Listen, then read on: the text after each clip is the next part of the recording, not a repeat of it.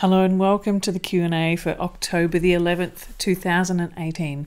My name's Morag Gamble from the Permaculture Education Institute, and today we have a couple of questions that have been sent in from students of the Permaculture Educators course. So the first one is from Lisa from Queensland in Australia, and her question is there any way to keep toads out of a water feature, which I want for the birds and fish to enjoy? It will be a raised, upcycled fiberglass bathtub. So for those of you who are not from Queensland or the north of Australia, the cane toad is, you can see in the picture here, was an introduced species to help address issues in the sugarcane industry, but it kind of went wrong, and it's become a significant environmental problem, particularly in northern Australia and spreading across the country. So we really do need to take responsibility for controlling it in our gardens if it's an issue where we live, and also to try and design the ways in which we have our gardens that make it sort of cane toad unfriendly.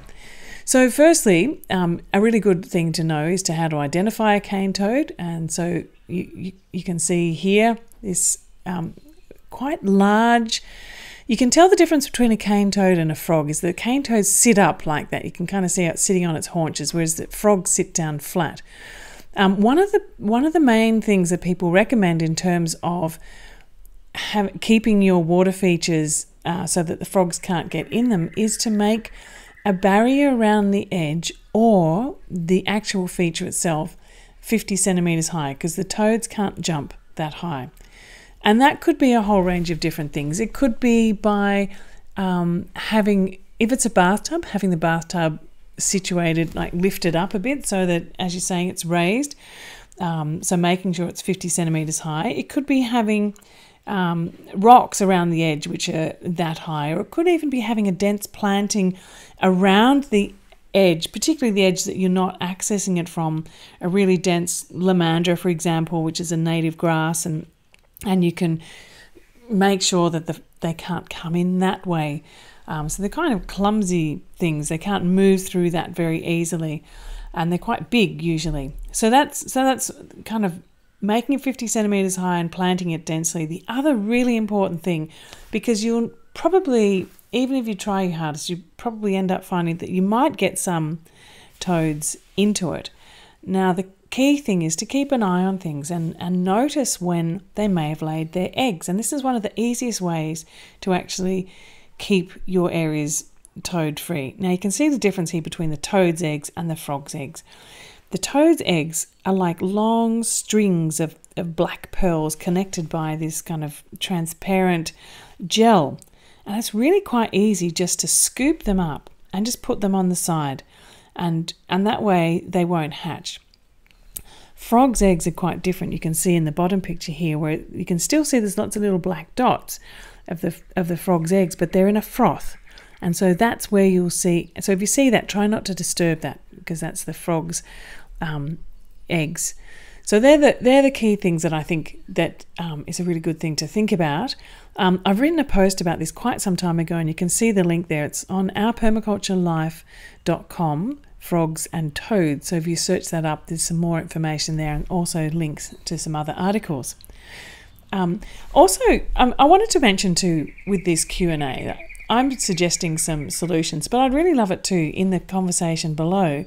If you have any other ideas, please feel free also to add in suggestions of how different people might address the questions that they're raising. That would be wonderful. And don't forget too to send in your questions. So Trevor's from Canada, and his question is, I currently have rain barrels for watering our gardens in the summer months, but drain in the winter months because of freezing. As you can imagine, rain barrels would probably kind of expand and crack without in the freezing time. So we live in a cold climate, zone 3, and are well below zero in the winter months. We'd like to expand our rain water catchment and keep it over the winter. What are the options to keep water over the winter? Well, really, Trevor, my main suggestion was going to be talking about, if it's just for watering the gardens, then putting the water into ponds. if you can have a series of ponds around your landscape that you can store the water in, that would be a fantastic way. I mean, I think in terms of the rain barrels are really great for having a header tank, for then you can pump from the pond up to a header tank and then feed it back into your garden. But in the context of where I am here, our rainwater tanks are actually for our drinking water, our shower water, our everything inside the house water, which would be, there's a different solution. And in that case, I'd be talking about things like insulation and stirring and heating and maybe underground or under the house, which are far more expensive, but that's only if you're really relying on the water for inside your house. So in your case, I would really recommend that you get some ponds happening. You can have a series around your landscape and then pump it up to a high tank, or pump it up to a higher pond. And then you can see in the top picture here that's all snowed here, you can kind of see on the edge here that they've got a series of swales.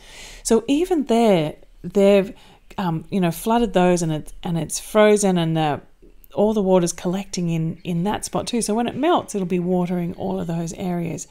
So a pond, maybe some swales, and I'm not exactly how cold you do get in your environment, but there's this really, and you might have seen it earlier on in some of the materials I put, I think it was in module 2 or 3, I was talking about the work they're doing in Ladakh with ice stoopers, because they're suffering from melting glaciers, and they're trying to store their water in their landscape during the winter time, so that then when the summer comes, the glaciers aren't as good. They've got some lower down water that they can melt into their landscape. And so you can see here, basically they have a pipe that goes up and sprays water, and it just kind of freezes in this spot and makes a kind of like a Buddhist stupa sculpture, but it's just ice. And then as it melts, it goes into a pond, and then they start to drain it down through the landscape, and it goes into their fields further down. That's kind of an extreme example, and that's from up in the Himalayas, up in a place called Ladakh, actually on the other side of the Himalayas.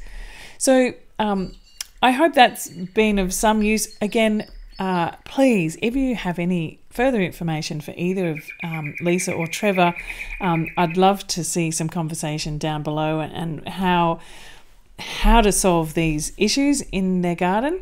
And don't forget, send your questions, morag@permacultureeducationinstitute.org. Make sure you put the subject Q&A before anything else. That way I can easily find them when they come into my inbox. Each Thursday, I'll be putting out a new response to some questions. So I hope you've enjoyed today's little session, and I'll see you next time.